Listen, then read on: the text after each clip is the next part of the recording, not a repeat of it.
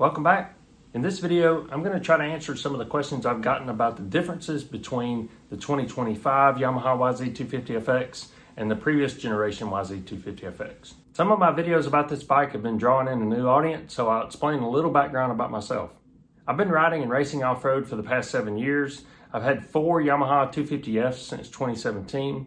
I had a 2017 WR250F, a 21 YZ250FX, a 23 YZ250FX, and now this 2025 YZ250FX that I got a few weeks ago. Yamaha redesigned the 2025 YZ250FX with a new frame, new bodywork, among some other changes. In this video, I'm going to highlight some of the changes for the better, some of the changes that weren't very well thought out in my opinion, and then I'll highlight some things that didn't change. I'll start with the positive changes. The new narrow airbox design is the first thing you notice about this bike if you're used to riding the previous generation YZ250FX. This was one of the drawbacks of the previous generation of these bikes, was that it was really wide up front. This change is a very positive change from my perspective. It's very noticeable when riding how much more narrow the bike is. I really like the shape of the new seat. The stock seat is still very hard, but the seat design is much better with the front of the seat. The area leading up to the gas cap cover provides a much better transition than the previous generation.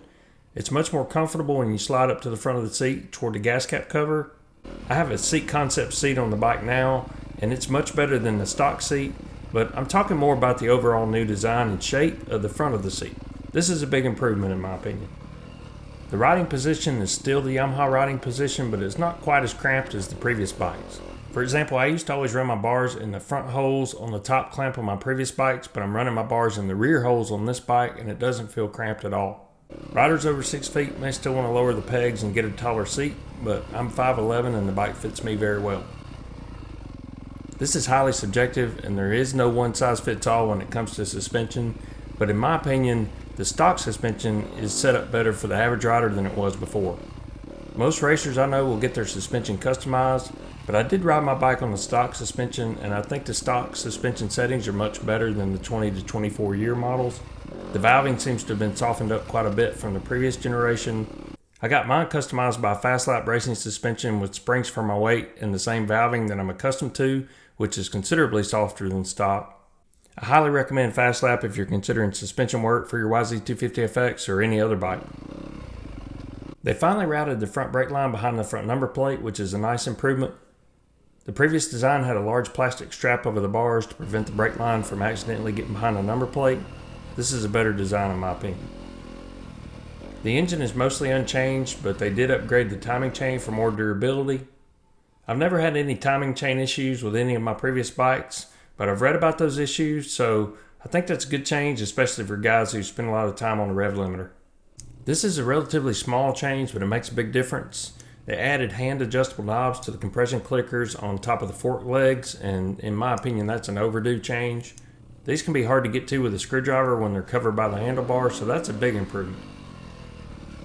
Yes, it does start a little better, but keep in mind it has the same starter, the same Mikuni fuel injection system, the same battery, and the same clutch as the previous generation. I think they tweaked the base mapping in the ECU to improve starting a little. I rode this bike once with the stock clutch, and it will still struggle with in-gear starts with the stock clutch. With that said, mine's starting great, and it is possible to get these bikes to start in gear very quickly every time. I'll include a list of modifications I've made to my bike in the video description. With the race season starting soon, I did some dead start testing during my last ride, and here are some clips of that. Don't pay too much attention to the sound, as my camera was on a noise reduction setting and that made the bike sound weird.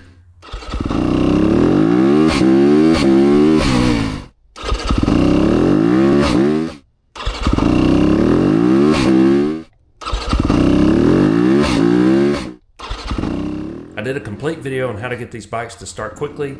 Everything in that video still applies to this new model. I'll include a link to that video in the description. Now I'm going to share a couple of the changes that weren't very well thought out in my opinion. I love the bike as a whole, and it's far improved over the previous generation, but there are a couple of things that make me scratch my head, so here goes. Unfortunately, the new bike has a much smaller battery box than the previous generation. Yamaha has repositioned the battery and designed the stock seat pan to basically only work with the battery with the same shape and size as the stock battery. The stock battery has a trapezoid shape on the top, and the seat pan has that same shape, meaning that any rectangular replacement battery would have to be much smaller to fit in the same space. I think this highlights an area where Yamaha is out of touch with their customer base. The stock battery is lithium, but it's a low power 4-cell battery with only 2.4 amp hour capacity.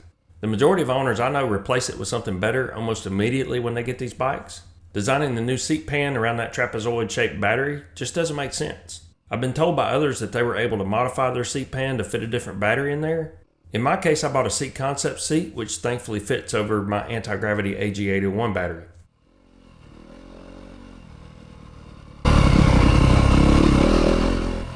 The second negative I'll point out is that there's no place to grab the rear fender to put the bike on the stand. When I put my bike on the stand, I typically stand on the left side of the bike and grab the rear fender with my right hand on the right rear of the bike. The silencer is too close to the fender to allow this on the new bikes. I can slide my fingers in there, but I can't really get my hand in there to get a good grip. If you're not wearing gloves, there's some sharp edges on the silencer to be careful of. Lifting from the bottom of the silencer is another option, but that seems to kind of put my back in an awkward position. Maybe I'll get used to it, but that's slightly annoying. Now I'll share 3 things that didn't change that I'm happy about. This is an outstanding engine, and I'm glad Yamaha didn't make any significant changes other than the timing chain. It has good low end power, good mid-range power, as well as top end, and it's really reliable when taken care of. I have friends with over 300 hours on the original top and bottom end. They need more maintenance and repairs if you're on the rev limiter a lot, but that's typical of high output 250F engines. The main reason I've been buying YZ250FXs for the past several years is for the handling. These bikes turn better than any bike I've ridden, and they give you the confidence to carry more speed through turns. The new frame is more narrow, and there are some small changes to the rake and linkage geometry. I'm not likely good enough to tell the difference, but I can say this bike handles as good or better than my 23 YZ250FX. I decided to put this in the category with things that didn't change because this bike's not any louder than my 23 bike was. It actually may be a little bit quieter. I was a little worried about this before I got the bike because a friend of mine let me ride his 25 YZ250F, and it was ear-splitting loud from the exhaust and the airbox.